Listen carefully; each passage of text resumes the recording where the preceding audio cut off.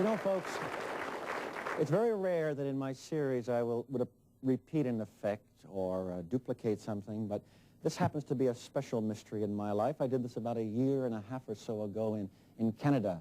And what makes it so unique to me is that it goes back to about 1934. And a great authority on magic, John Northern Hilliard, wrote for a group of about 20 magicians of an experience that he said was the most dramatic of his entire life. He was invited to the home of Dr. Samuel Hooker, who had spent a lifetime on a mystery. And these were Hilliard's words. He said, "It was the nearest approach to experiencing the happiness of real magic that I shall ever hope to achieve or expect to achieve." I'm going to duplicate that effect because no one ever has since then. But I'm a mentalist. I'm not basically a magician. And I would not be satisfied in duplicating it unless I could add a touch of thought reading to it. I'm going to have Miss Ann King join me. Nice to have you again here, Ann. And I'm going to use in fact, Ann, would you help me? You probably, I don't know how the nails are, but it's a brand new deck, and maybe you can just break through the top there. And just rip the seal. Price tag is on it, too. We advertise that. Great. I'll use a deck of cards, and if I may, in fact, you might just want to take them aside and maybe drop them on the floor or what have you. I'm going to shuffle the deck, mixing up all the cards. I wanted to take the jokers out of the deck, and it is a shuffle deck of playing cards. Now, we can drop that aside too, Ann. If any of you here in the audience get this deck of cards, Anna's going to take this out to you. Don't riffle through like this. I want you to photograph a card in your mind by just lifting up with your thumb. There I see a 7 of clubs. Now, no one else has to see that card if you do it slightly enough. I can open the card now. There is a king, clearly a king of clubs. But do not riffle through, because if you do that, you'll see too many cards. And would you take the deck as it is, walk down to our left, or down the aisle to our left, and maybe you can go up the aisle and hand it to first of all, some gentleman in the audience, first of all. Our camera will not show exactly, except from my viewpoint. Hand it to a gentleman, please, Ann. Sir, would you stand? Ann, why don't you come down here now, and perhaps you can wait down the foot. Sir, with the deck in your hand, hold it in your left hand face down. Hold up to your eyes, and open the deck. As soon as you see a card, close the deck immediately. Have you looked at a card? All right, sir. Take the deck as it is and toss it to someone over here. One of you people catch it, maybe the gentleman in the jacket, please. Toss it across. Would you, sir, hold the deck face down in your left hand. Hold it up to your eyes. Open it immediately. As soon as you see a card, close the deck.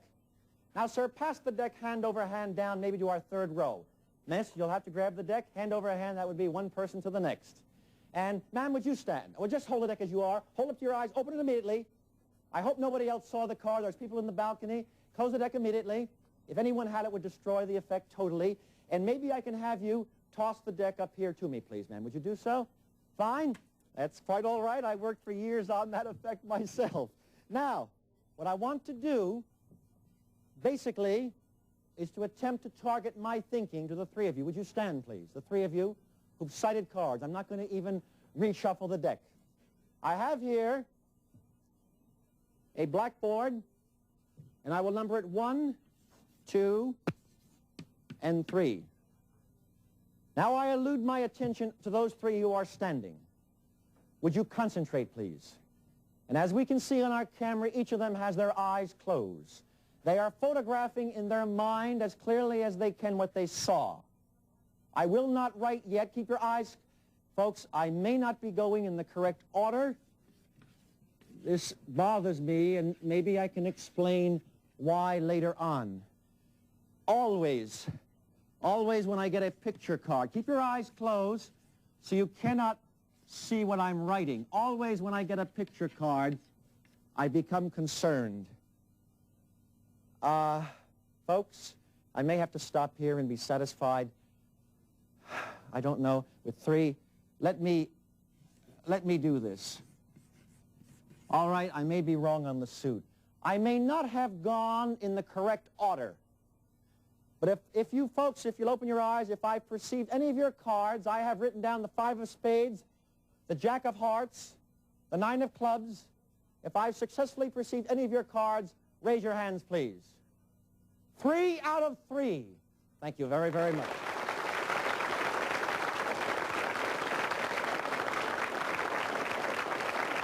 Thank you. A bell jar.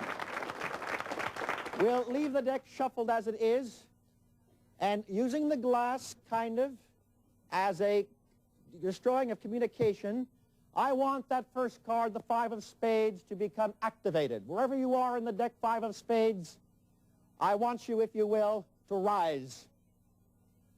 And indeed, the first card that was thought of, the 5 of spades, has risen from the deck. And would you come over here? Step over here. Hold the glass by the side. No, a little bit by the neck of the glass, a little bit higher like that. The other card was a jack, Anne. A jack of hearts. We have the glass about level. Tell the jack of hearts to rise. Say, jack of hearts, rise. Jack of hearts, rise. Better squeeze the glass. You better, don't break it, squeeze it tighter. And of course, by doing this, there we are. The jack of hearts indeed has risen from the deck. You said, oh God, exactly as she called for it. Thank you very, very much. But this, folks, is my crowning touch. And this is what drove the greatest authorities on magic crazy, along with John North and Hilliard when they saw Dr. Samuel Hooker in 1934. It is a bell jar. Again, the glass is closed off. We will cover the deck. Last cards, the 9 of clubs. Wherever you are, 9 of clubs. Please now, if you will. Now, I want you to rise. And there you are, ladies and gentlemen. The third card, exactly as we called it.